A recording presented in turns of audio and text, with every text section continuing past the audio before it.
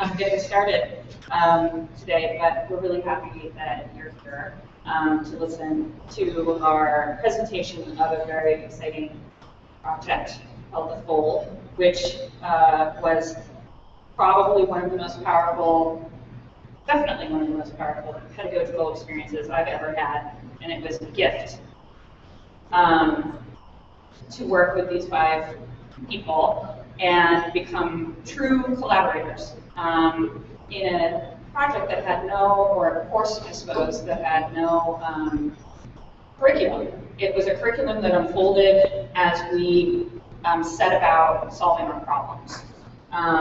What we're going to talk about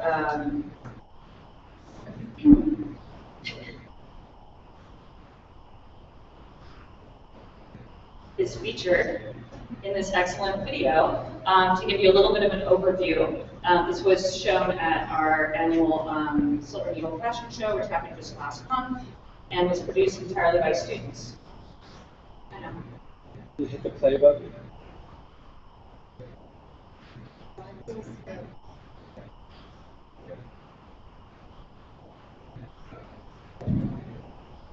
The Fold is an excellent fashion online learning domain, and it's been a collaborative effort between the technology department and the fashion department, aimed at demonstrating how globally minded and technologically integrated college is.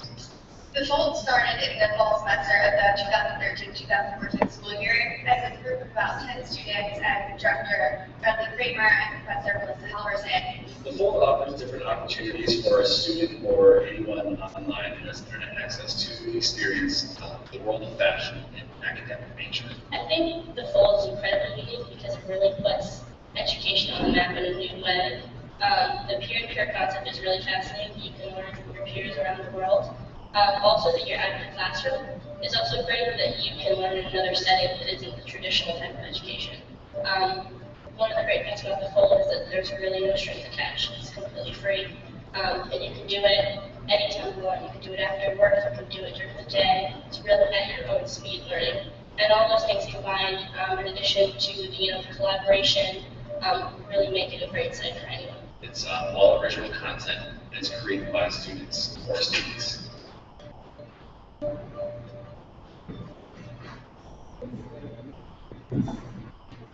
Okay, as I said, it was an incredibly unique teaching and learning experience where the students who actually became my collaborators, I don't call them students anymore, were agents of their own learning experience.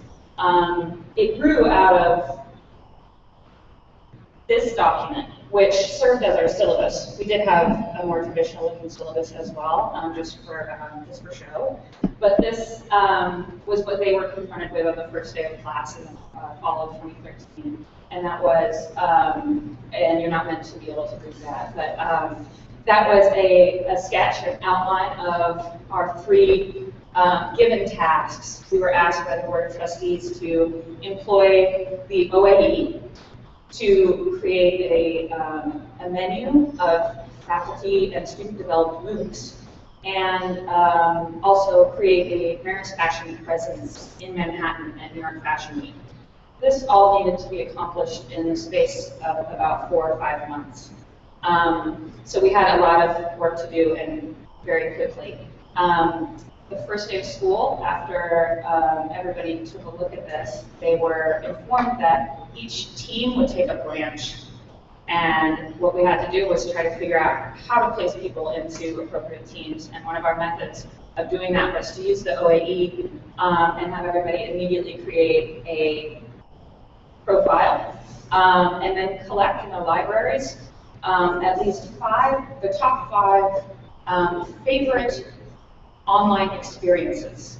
So we started right then talking about not sites that you visit, but experiences that you may have, and how you like to feel when you're interacting with on the web. And so they collected these experiences and presented them to the class, and we got a great idea at that point of where they stood aesthetically, where they stood in terms of functionality and user experience. And we established groups on that basis from that point forward.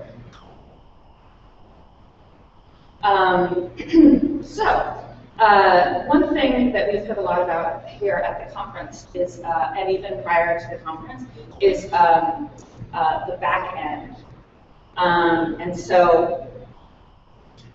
This isn't something that we were talking about a little bit before at lunch, and we don't deal directly with the back end of programming, right? But we talked about how everything that requires design and concept has a back end, and those are the unseen processes that make everything work, but nobody knows about, right? So, like teaching, the more natural and it looks, and the more easy it is, the more planning and preparation probably went into it. So these unseen processes included pretty much every aspect of the project, right down to the name, the fold. This was actually John Scott's creation, but it was long thought, and it was several weeks of brainstorming and simplifying and whittling down these vast ideas and that vast mind map to a name and a brand, so to speak, that represented us exactly as we hoped. And so the FOLD stands for Fashion Online Learning Domain. And once we had a name, we were then made to answer these questions. What should it, meaning the experience, look and feel like? That was one team's stated goal. Pretty vague, right?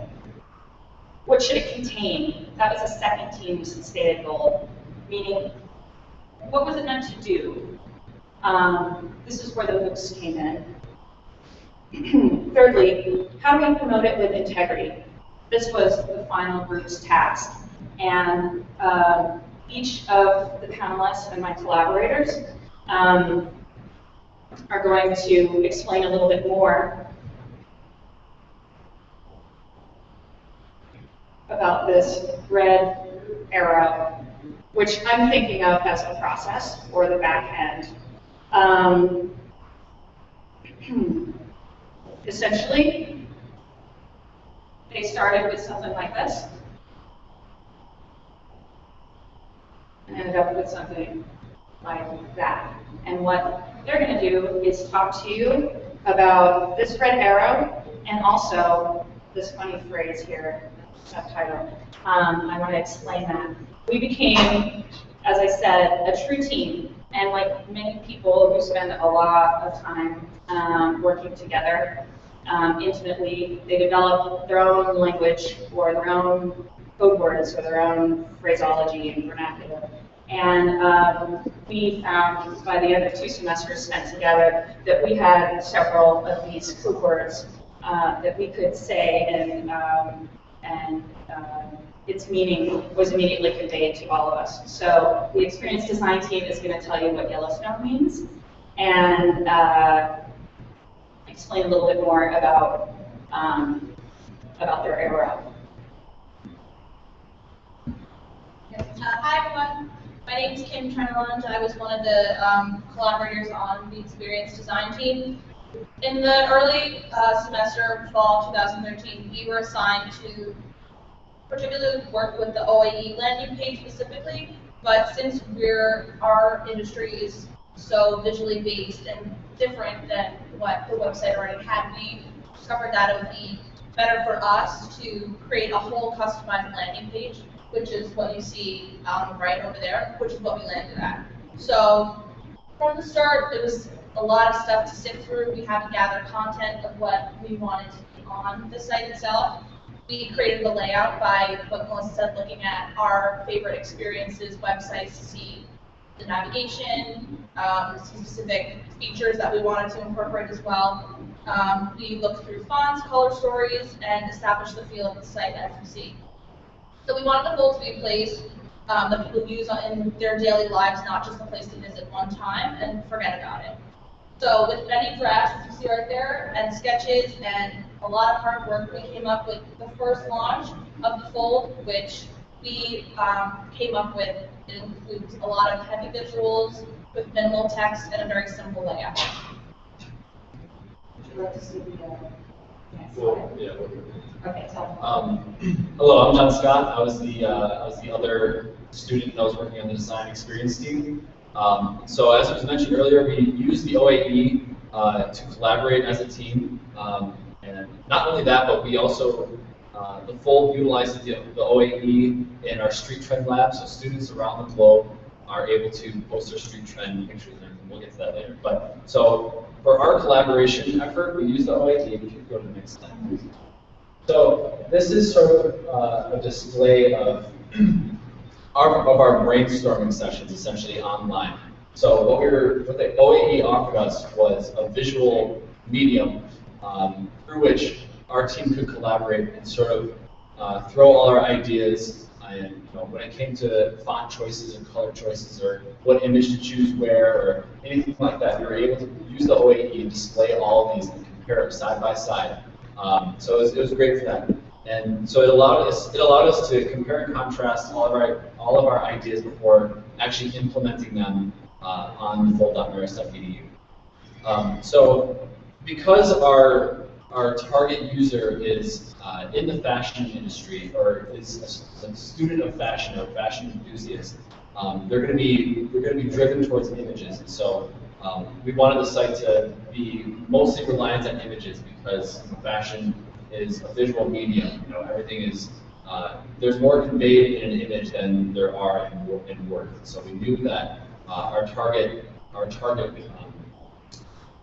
reader, I guess, would be more closely to look at images than text. So I wanted to explain kind of how the term Yellowstone entered our vocabulary. It was actually later in the second semester when we were devising these promotional handouts, which the first 5 rows can actually see. It's a postcard that we handed out at our Silver Needle Fashion Show. It's a student-run fashion show every year. And the term Yellowstone. Thank you, Leo. So the term Yellowstone sort of when you think about if you ever go to a national park like Yellowstone, you see a postcard, and the best selling point of Yellowstone is the magnificent view. And it's just taking everything in at a broad, taking one little snapshot of the entire park, as opposed to having an almanac of every single bird species on the postcard. You just get a pretty picture. So the idea for us was to sort of take one little moment of the fold and have that be the selling point. So what you see on the postcard is a street trend photo that someone took in New York City. We decided that summed up the project to a satisfactory level that we were able to use as a promotional tool. So and so we designed the site, and then you give it to the actual web designer who would code, put everything into code. And so it's a very interesting collaborative effort. Not only because it was students and faculty collaborating together, but it was also cross departments. So it was fashion mixed with academic technology, mixed with information technology, and it was just an interesting mix. And so it provided a really rich experience for all of us. Very rich way to use. Pass it on to Morgan. Next, I'll introduce you, actually. Our next question that we're going to talk about was this idea of promoting it with integrity. One of the main goals of the Fold was to express the breadth of fashion scholarship, and in fact, impress upon people who may not know it that there is fashion scholarship. And combating certain perception problems is one of the things that our students frequently find themselves doing. And so we had a team of students who was working with the Marist Institute for Public Opinion, because we thought that taking some survey data and making that our activation in your fashion week would be a really novel way of breaking on the scene. But I'm going to let Lauren talk a little bit about how fashion is not about clothes, for one, another code phrase. I'm going to let her talk about how she went from working with Marisol to what actually happened to her personal final thesis project, which grew out of her work with MindCo. And if you just let me know when you want me to switch this time. Okay, thank you for the introduction. Yeah, the phrase that we really used a lot was fashion is not about clothes. It's a very common thought, obviously dressing should be about clothes, but it's really just a reflection of cultural movements, and I really try to keep that in mind when carrying through all these different processes that we experienced this entire year.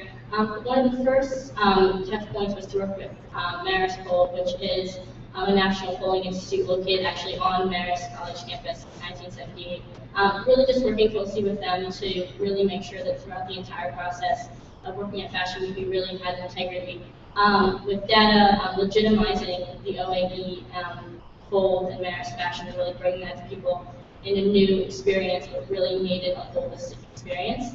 And then again, sharing those results. So throughout the entire process, really just keeping it cohesive. So that happened in September, and then in February, we moved on to the Marist TWSIA event, which actually took place in February of during Fashion Week in Manhattan. We actually debuted the fold at that point, and it was a great experience for all of us because we actually got to talk to the people that were going to use the fold. We got to talk to alumni of Marist, different fashion universities, current students, prospective students, industry professionals.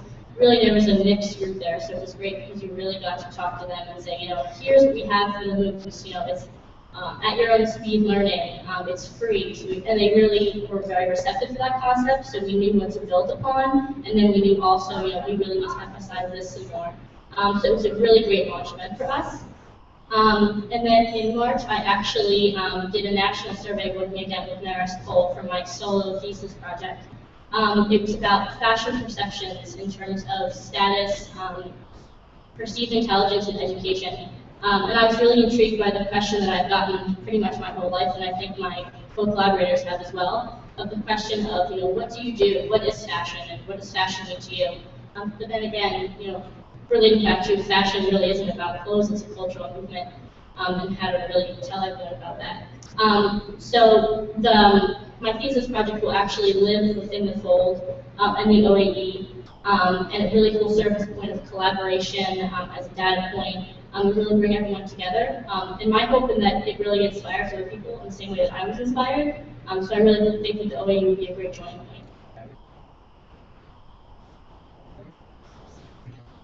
And then I just want to give you guys a little bit of an interesting taste of my capping project. It was actually debuted at the Silver Needle, the same place where those cards were given out. So if you're ever in Poughkeepsie, please make sure to stop by on middle of May. But anyway, so 68% of Americans believe that we spend too much attention on fashion. All of this will be actually encapsulated within the OAE and the fold. So we're really hoping that we're going to be able to draw you guys there and really fascinated about why people think that.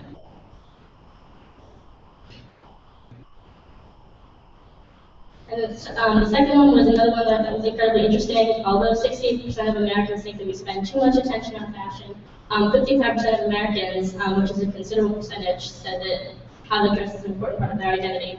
So it's a little bit of a contrasting statement that would, I feel like, and I hope will intrigue you as to go into and explore more about, the results and, collaborate with others and really enjoy the experience.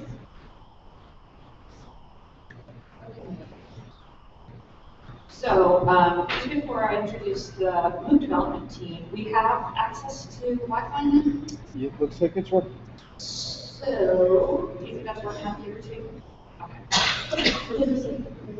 No, I can swap. Okay. Pardon me? I can swap out laptops quickly. Okay, so actually, they're going to talk to you a little bit offline, and meanwhile, I'll pull up the internet so that they can demo a little bit of the MOOC for you. So the MOOC development team, Shaylin and Amanda, are going to tell you a little bit about our rallying cry, which is that it's not a website, it's an experience. And the idea that the fold, every single aspect of the fold is a point of potential collaboration with other people, and in particular the MOOCs, which anyone, anywhere can take, and end up forming relationships with anybody else who is also involved. They employed, we use mind maps a lot as an assessment tool. So the MOOC development team created their own mind map. Again, you're not meant to be able to read that, but it does provide a good illustration of how the mind works and how you can organize some of those thoughts. This was one of their original drafts for what MOOC would contain, and what they ended up with was this screenshot of Lesson Builder, which is in Sakai, the list of all of their modules that make up the MOOC that was created. You're going to mention, I hope, that you think it's the world's first peer-to-peer MOOC. This also ended up being Shaylin's final thesis project for the spring semester. Would you like to be on this screen, or while you talk? No, would you like this? Okay, but you, okay, ready to talk? Okay. Okay, so we're going to talk to you a little bit about when we first started with the task of creating a MOOC, and then we're actually going to show you what we ended up creating. So as Professor Halverson said, my name is Sheila Down, and when Amanda and I first started this class in the fall semester, we were given the task of creating a MOOC and creating a fashion MOOC. So we searched the internet and we couldn't find any fashion MOOC, so we believe that it is the first fashion MOOC, and we also find that it is the first peer-to-peer MOOC. So what we really wanted was to make sure that this was assessed by the students. We wanted there to be collaboration with the students in the MOOC, and we didn't want it to be led by a professor or some kind of faculty figure. So for our MOOC, we decided that we wanted to start with the basics of fashion. We knew that it would be some sort of fashion enthusiast that was taking the MOOC anywhere in the world, and we wanted to just cover the basics, give them an overview of the cycles, theories, definitions of fashion.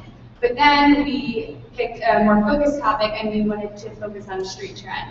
So as you know, like during Fashion Week, you always see celebrities and bloggers being photographed, and everyone's concerned about what they're wearing because it can really predict what the trends are going to be a year out. So we wanted to talk about street trend and then how to trend forecast, because we wanted to build a gap in the marketplace.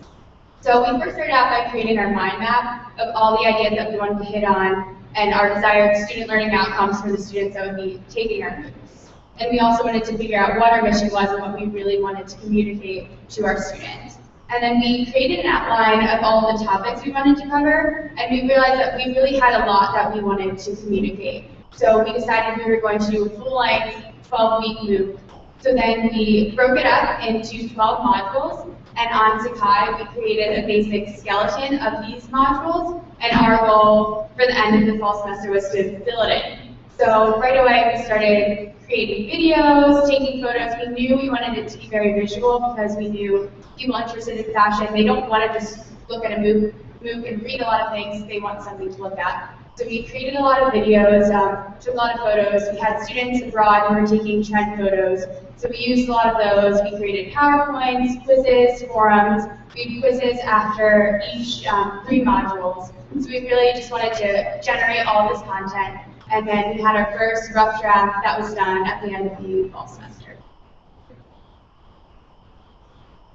So second semester, so this spring, with help from Professor Halverson and from Anna, we moved all of the content from that skeleton that we were working on to another version of Sakai, which we call Lesson Builder. And that's where we put the modules that we had created, and that's where we had edited them. And we went live at Fashion Week, as Lauren had mentioned. We went live in February. And to go off of, it's not a website, it's an experience. The Fold hosts the MOOCs, so that's how we integrated the two. And it incorporates the peer-to-peer aspect with the forums and commenting on the different photos and the finals that we are going to show you. We did that all through the OAE, but we also use the OAE and the MOOCs by using the photos as Shaylin had mentioned. And we're going to show you how we put the MOOCs together and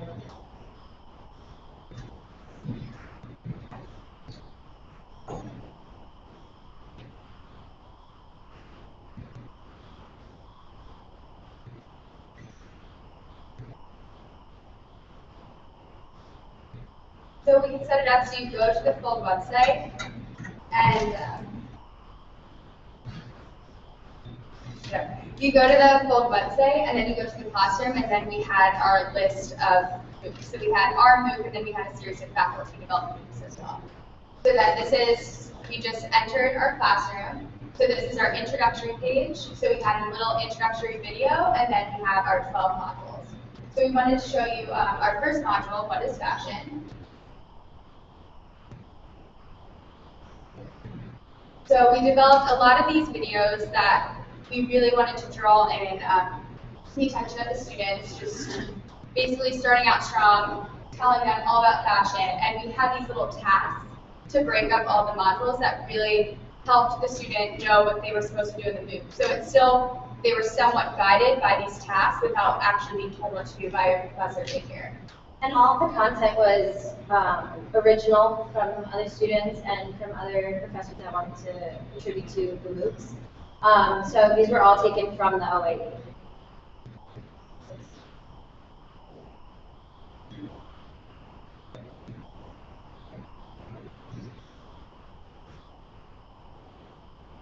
So this module we wanted to show as an example of how you can have one main page for one of your modules, but also work off of sub-pages. So for this, we're talking about the history of street style, and basically, the history of street style, there's a lot of different tribes that started out with these megatrends. So we have the Zoomies with the suits and all that kind of stuff, and then there are hipsters, there's punk. So these sub-pages are a great way to break it up instead of having everything on the one page. And we found it easier to break the pages up into sub-pages when they were assessed at the end of the third module. So every 3 modules we had a quiz, so they would be able to take it, see what they had learned.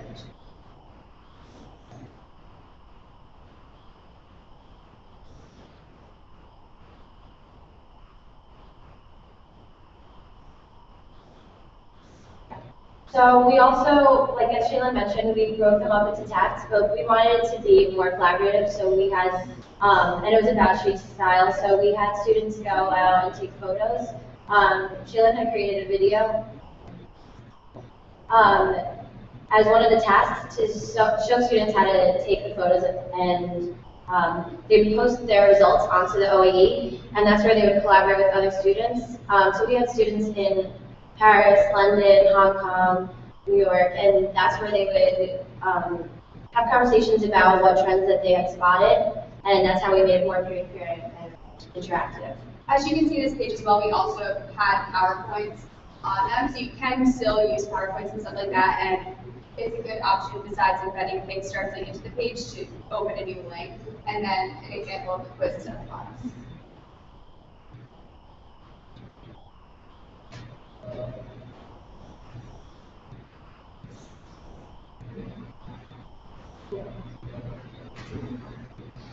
So finally, we used the OAE once again for the finals, where we uploaded PDFs, JPEGs of all the different street trends that they found. And these are actual finals that students have posted using the OAE, and the finals descriptions of what they had found. And students would reply to those trends and cases. So this is where it was really peer-to-peer, because even though a professor wasn't going in and commenting on it and giving a grade, it was a final of everything they'd been doing throughout the MOOC. They'd been taking these photos throughout the entire MOOC, and then at the end they put it all together and they found the thread that brought it all together, and they ended up predicting their own trends. And students were going in and commenting on each other's works throughout the world, and it was just a really great way to show what they had learned in the MOOC. Like I said, I couldn't be with 5 more creative and confident people. It's my honor to be here with them. And if you have any questions, we'd love to open it up with our last few moments. They're prepared to answer questions about their creative process, about MOOC development, about struggles, challenges, all of that stuff. So please feel welcome. Go ahead, yeah. Since fashion does change, do you plan to redo this every year or update it, or have a 2013, 14, 15 version? Yeah, well, actually, the course is running again, and we're in the process of reevaluating the project and how it should look in the future. And you're right, it's not changing, it's an old newspaper, and it gets real boring real fast. And so that is definitely a big consideration. How do we keep it fresh without a continuing group of students who know the game already? Yeah. So this is clearly a very untraditional type of a course. So I'd really like to know, students, when you arrived and you got that mind map and were told that was the syllabus, is this the sort of usual thing you would expect at Marist, or was this very different? How did you feel about it? Personally, it was a little frustrating. I wasn't used to all that freedom of somebody telling me this is what you have to do, and at this point you have to complete this. But it took a while. I can say on behalf of all of us, it took a while to get used to that. But then when we finally got the hang of it, it was really cool experience to be able to run free and explore all these different parts of, our education that we were usually never allowed to experience or had the chance to. So it was different and it was enjoyable, definitely. And we got to learn a lot, not just about fashion, but how it's a business and how it works with other different areas. And we got to work with other departments to let us explore that. Just to piggyback off of what Amanda's saying, I think it's kind of the reason why you're all here. Do it because you want to do it and because you love it. And at the end, it became because it turned into my solo thesis project part of it because I love doing it. I love working with these people. I just graduated, so that's a little sad in that respect too. But you really, it just becomes something that you love to do, and it doesn't matter that if it's for a class, you just want to see the betterment of the product itself. I think that was also something that at the end, I said to Melissa a couple of times. I finally feel like I learned what I was supposed to learn in college in my last year. In my last semester particularly, that education is what you make out of it, and this experience was what you make out of it.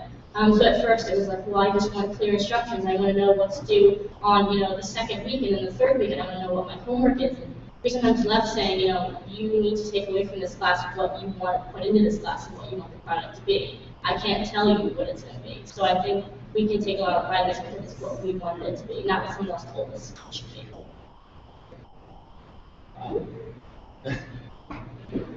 And I would just like to, I completely agree with everything that was said. It could be more true. And just to add one more thing, it was just so interesting to finally have an experience where you're collaborating with a professor or a teacher rather than just sitting there and being talked at and being lectured. It was very, it truly was a collaborative effort, and it was just kind of weird. It was the first day. I remember we were sitting there and we're like, okay, so we're no longer your professor. In this room, we're not your professor. It's like you can, if you want, you can call us by our first name, and it was just like, oh, that's so weird to me. But it truly was a really, really incredible experience because of that. Because, we were all creatively bouncing off each other because we were students who were on the same page, similar backgrounds. But it made such an interesting end result when you were creatively collaborating with people who were normally just your superiors, and normally only your teachers. And it really made an interesting mix. And I think that's where that was a big. I identify that as a big aspect of why it ended up being a successful process.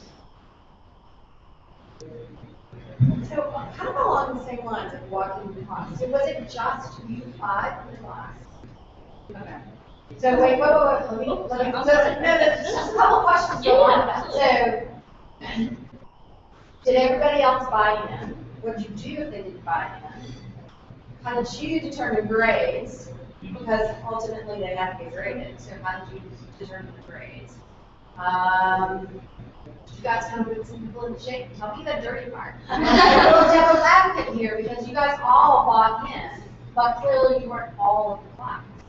Actually, were you in the classroom? Did you know? No, I've been doing this for a long time. class so I get the We actually consider ourselves, we were kind of identified as the advanced cloud members, as the class is originally fashioned in the cloud. So we all became obviously very close because we really had to rely on each other to get a lot of it done. The first semester, we all were new in it, and we had different team members, but those team members a lot of them did transition to second semester, except for the class. So that was great in that respect, but there was a lot similar in that respect. But I think I'll let everyone else touch upon their individual experiences. But obviously, in any educational forum, there are people that just are not intrigued, they're not interested, they don't care, and you can't make them care.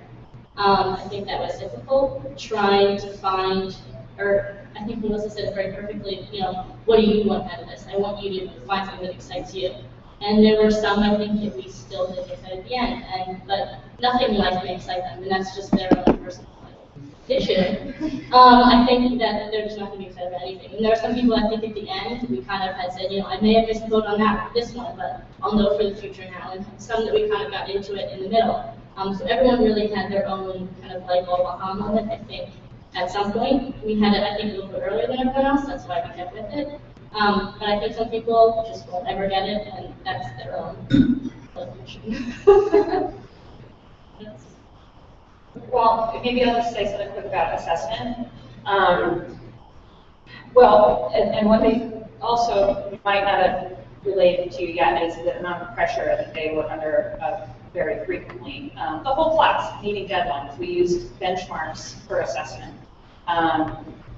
So because the goals were unfolding in front of us, if you met a certain benchmark by a certain time, and you demonstrated that via presentation every single week, this is what we've done. I told them today, just act like it's class. You're bragging about what you did this week, But they have to stay up late.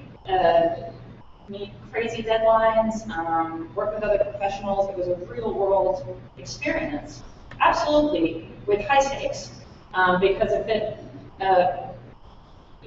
it succeeded, it was on them, and if it failed, it was on them. And so traditional assessment wasn't appropriate in this situation. I think that it was more of an assessment conversation than it was a grading scenario. Yeah, but they're used to having an A, B, C, Yes. D at the end, so how do you do that? I think. Remember everything?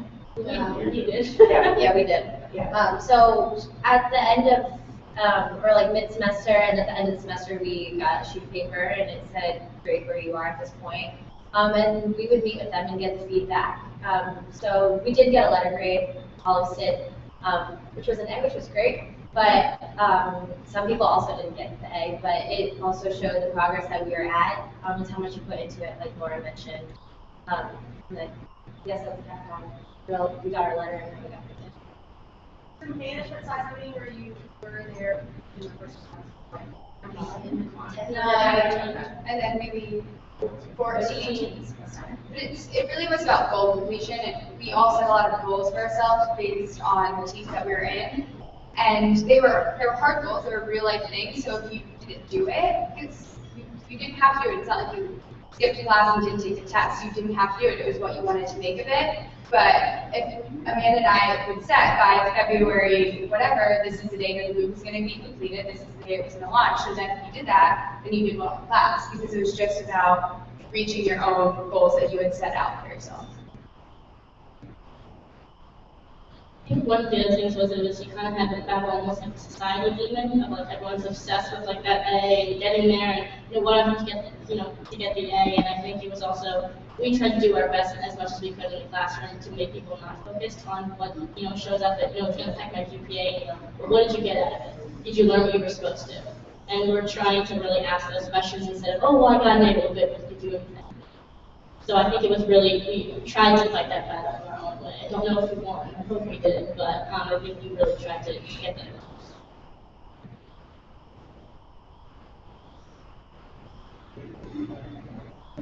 Okay. In the back, yeah. First of all, thanks for sharing. To be honest, I think My question was, so you basically tried to build a global fashion community. What were the main challenges you sort of encountered, and what were the main discoveries?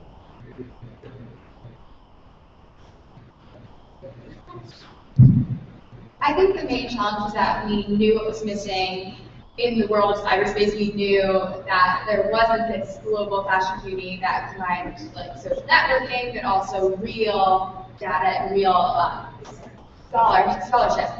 But the problem I think we faced was, how do we promote it? How do we get it out there? We tried reaching out to bloggers, we had press from Marist, but it was just, how do we get people to see this and not just go to the website and see it once? How do they keep coming back to it? So I think that's really the future of the fold. We need to just get it out there and get it to be a website that you actually are interacting with more than once. So I guess the struggle was original content was, for me at least, was difficult. Because there is a lot of history out there. We did start with basics, so creating the MOOCs that way was a little difficult. I think overall we were extremely successful, and there were people signing up, and it was exciting to watch all the different people in different countries' names pop up on the lesson builder, and be able to, I know that sounds kind of creepy, but be able to see that and kind of monitor where everybody was at and that there was interest. And so we were successful in a way that there was interest, and we were able to put that out there and get people to, and make people satisfied that they were able to experience that with us.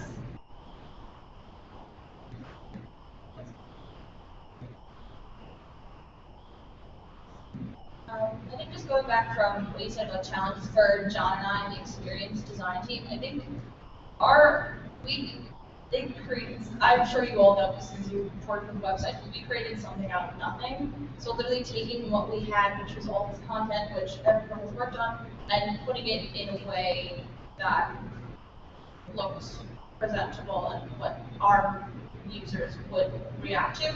So I think that was definitely our hardest part, and like getting, once it was done, updating it and keeping it updated. So just working with the IT department, they're phenomenal, they did a great job, but just like working around their schedules because they were volunteering with the project, so it wasn't their main project, so they had a lot of other work to do, so working with their schedules, meeting their deadlines, and getting all we had to get done, presented to them, so all they had to do was just code it and upload it. Yes. Do you think that technology used in the OAE about Sakai keep the needs? Do you remove something? Do you add something to the platform? Which one do you have? Sorry. We need to be end. Okay. Last question. I'm going to say the two main things. The main thing on our wish list, we really want subgroups on the OAE because we have a trend page and then we have cities, but we wanted the cities to be subgroups of the main trend page. And then also we wanted an archiving feature. Those are the two main wishes for the OAE. But besides that, we all really enjoyed using it, and I really see the potential for collaboration. Absolutely. The panel is available for questions. After. And the next session? And the next session, with Josh, we'll go more deeply into the OAE, and but we'll be nameplate it too. So, thank you very much. Can you sit?